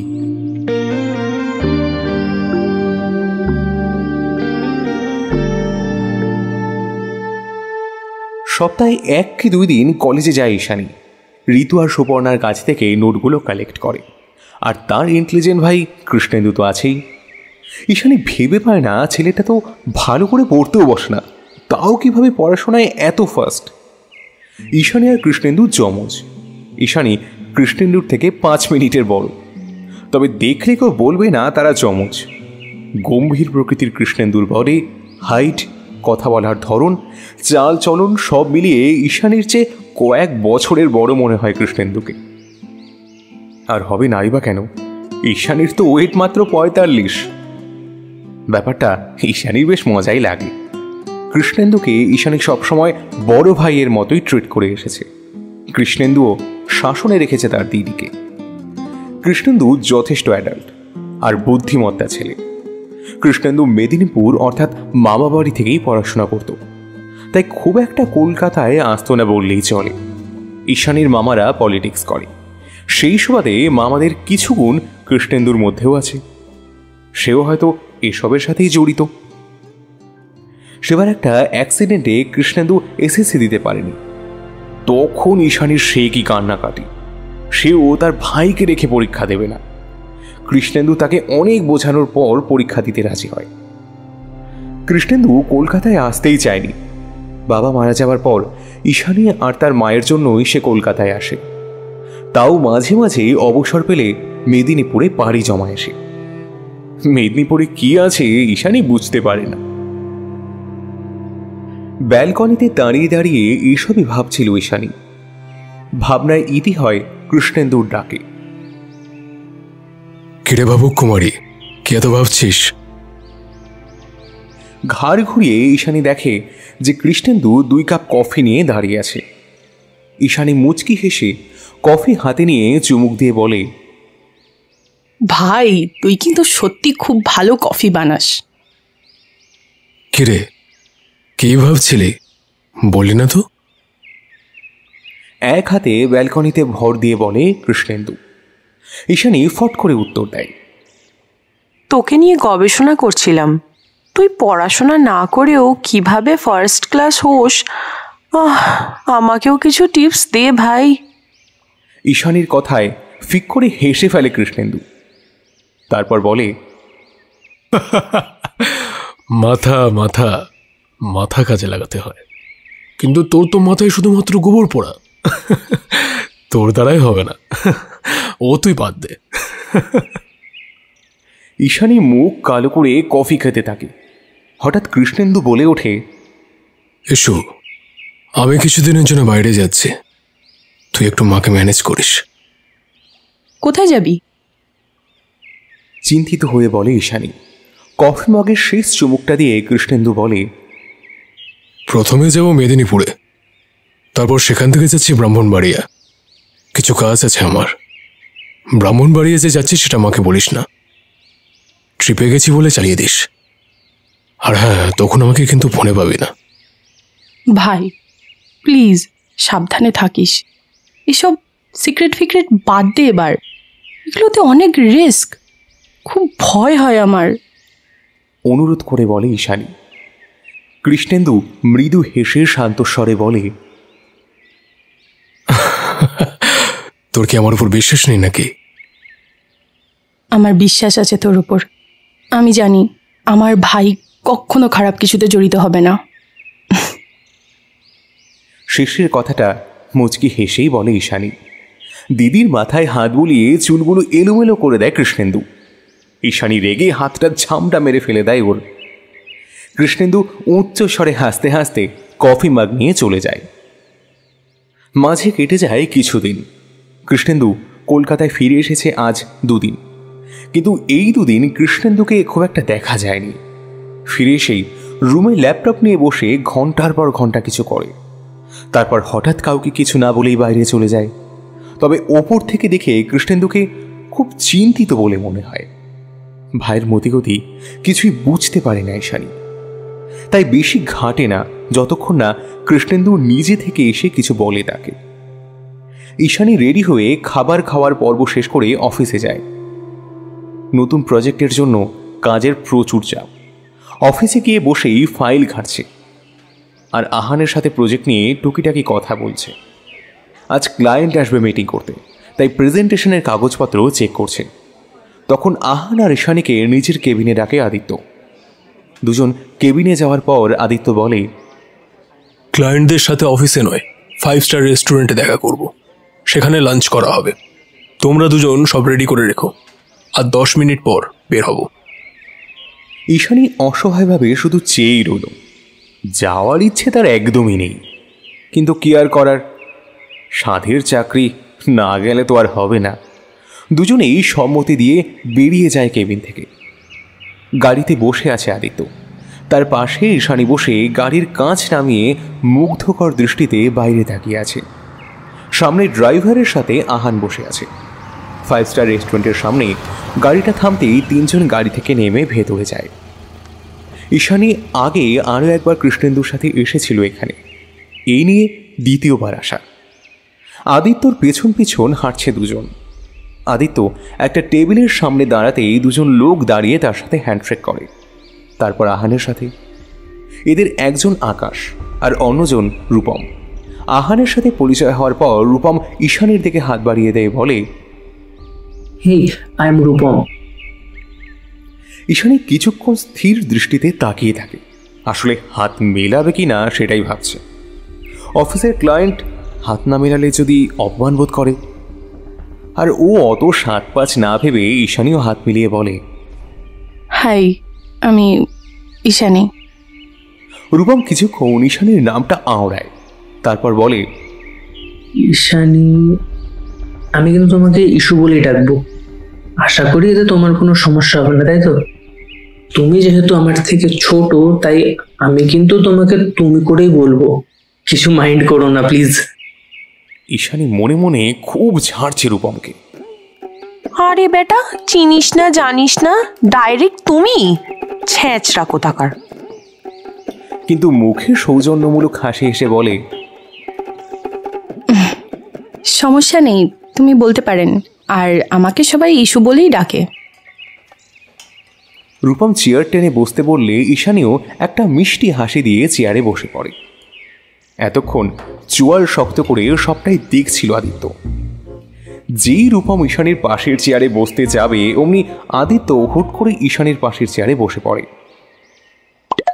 ঘটনাক্রমে সবাই অবাক চোখে তাকায়, কিন্তু আদিত্যর মধ্যে কোনো প্রতিক্রিয়া নেই, যেন কিছুই হয়নি। রূপম হেসে সামনের চেয়ারে বসে। তারপর তারা অফিসিয়ালি কথাবার্তায় মশগুল হয়। লাঞ্চ শেষে রেস্টুরেন্ট থেকে বাইরে এসে একে অপরকে বিদায় জানিয়ে গাড়িতে ওঠে।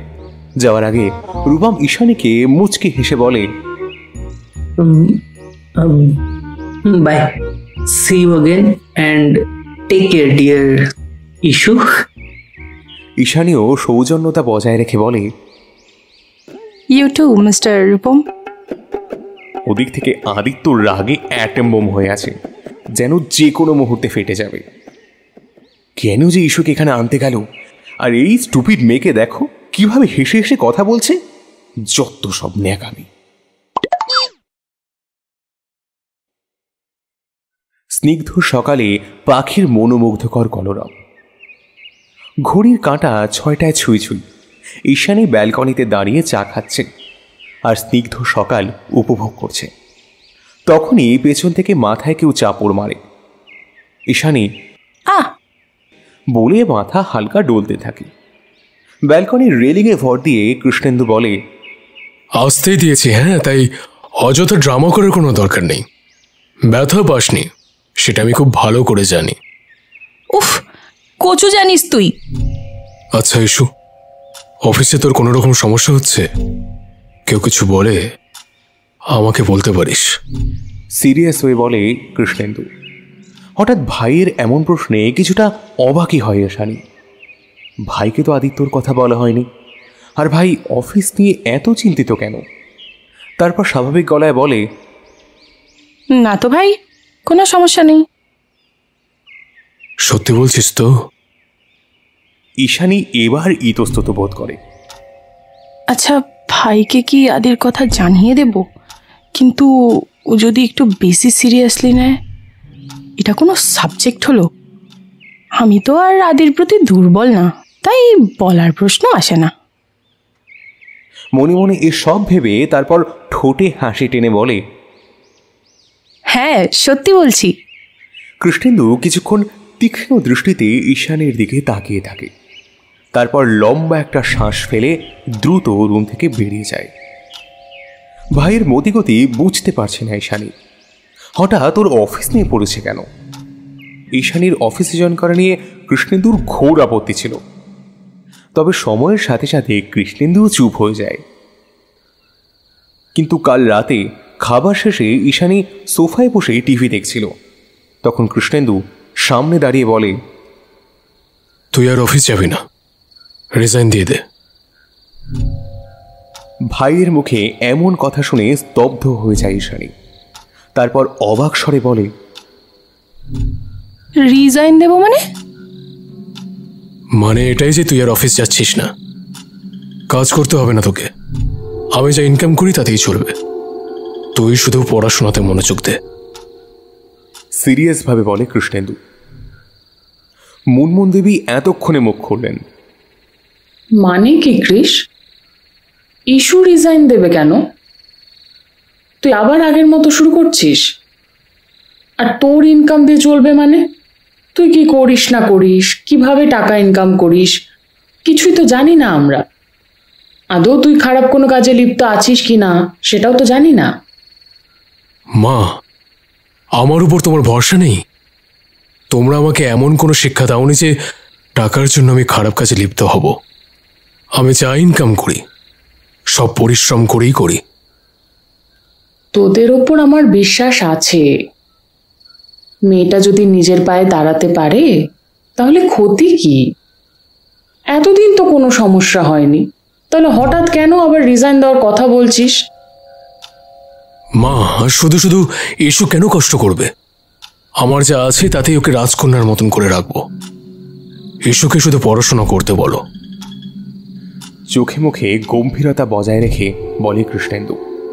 ঈশানীও সিরিয়াস হয়ে অনুরোধের সুরে বলে, ভাই প্লিজ, আমি নিজে থেকে কিছু একটা করতে চাই। তুই চাস না যে তোর দি কারোর উপর নির্ভরশীল না হোক, নিজের পায়ে নিজে দাঁড়াক? তুই তো এমনিতেই আমার সব চাওয়া পূরণ করিস, আমাকে খুব ভালোবাসিস। প্লিজ ভাই, এই জবটা আমাকে করতে দে। কৃষ্ণেন্দু শান্ত চোখে কিছুক্ষণ ঈশানীর দিকে তাকিয়ে থাকে, অতঃপর ঠিক আছে বলে রুমে চলে যায়। সকালে অফিসে যাওয়ার জন্য রেডি হচ্ছিল আদিত্য। পরনে হোয়াইট শার্টের ওপর white blazer, black tie, black pant, black watch. Drawer থেকে গাড়ির চাবিটা নেবে এমন সময় গ্রুপ কল আসে।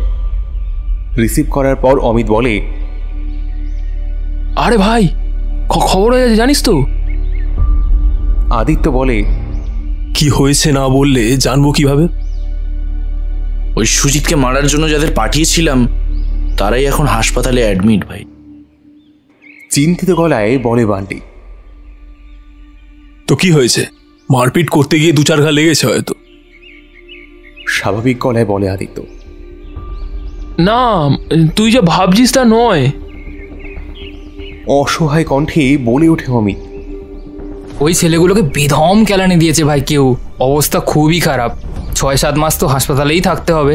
ছেলেগুলোকে যে প্রাণে ছেড়ে দিয়েছে এটাই অনেক। রাজেশ বলে, কে মেরেছে ওদের?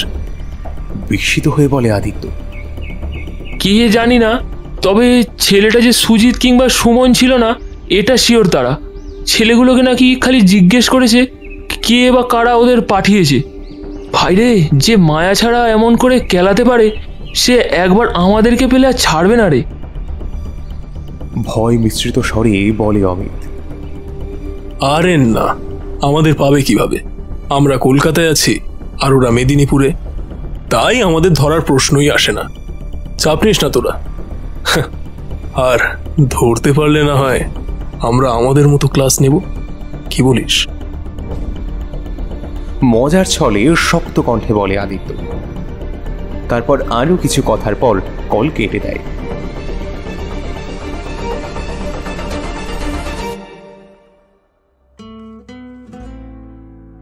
সকল শ্রোতা বন্ধুদের জানাই অসংখ্য ধন্যবাদ এতক্ষণ আমাদের সঙ্গে জুড়ে থাকার জন্য, গপ্প শোনার জন্য। আপনারা শুনছিলেন মানাই ঘোষের কলমে অবুঝ ভালোবাসার প্রথম পর্ব। আমাদের আজকের উপস্থাপনা তোমাদের কেমন লাগলো তা কমেন্ট করে জানাতে ভুলো না। আমাদের গপ্পের আসরে যদি নতুন হয়ে থাকো চটপট সাবস্ক্রাইব করে এই পরিবারের সাথে যুক্ত হয়ে যাও, কেননা এ তো শুধু গল্প নয়, তোমাদের গপ্প কথা, গল্প শোনার সঠিক ঠিকানা। দেখা হচ্ছে শীঘ্রই পরবর্তী পর্ব নিয়ে। শুভরাত্রি।